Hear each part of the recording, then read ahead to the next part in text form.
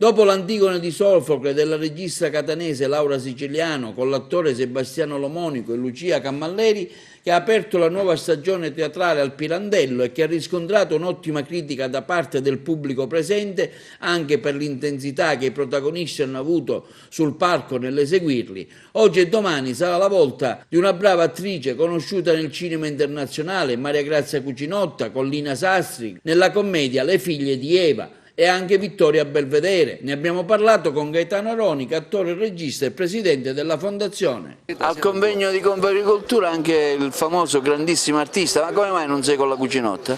Beh, la Cucinotta intanto arriva tra un po' e poi oggi è il giorno della Confagricoltura, per cui reciterò una poesia del mio amico poeta Nello Lombardo. Ecco, io lo preferisco alla Cucinotta, ma non è vero, stasera tutti a teatro a vedere la Cucinotta e anche domani naturalmente incontrerò lei, Vittoria Belvedere e l'Andreozzi prestissimo e siamo in ansia per questo spettacolo che dicono faccia morire da ridere. Senti, che spettacolo è questo? Beh, è uno spettacolo divertente, abbiamo iniziato con l'Antigone, il pubblico ha gradito moltissimo con una tragedia classica e per quella che è stato detto una stagione generalista io ne vado orgoglioso e stasera ci andiamo a rilassare un pochettino. Ecco, presentiamo magari l'opera di stasera brevemente per chi ci sta vedendo in questo momento. Ma guarda, è sempre meglio non anticipare troppo sulle cose che si devono vedere, abbiamo questo brutto vizio e poi la gente va a vedere una cosa che è come se l'avesse già vista.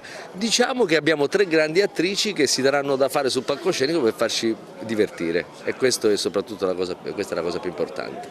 E poi ci sarà anche la tua prestazione, insomma la tua collaborazione al teatro è stata enorme, no, in questa stagione. Ma sì, lo sai, abbiamo fatto quadrare i conti, siamo in una situazione di grande salute, non vogliamo fare passi falsi, vogliamo regalare al teatro l'ultima stagione di questa gestione meravigliosa, sperando poi che ci sia anche un futuro per noi o per altri, insomma che ci sia un futuro per il teatro e soprattutto per Agrigento.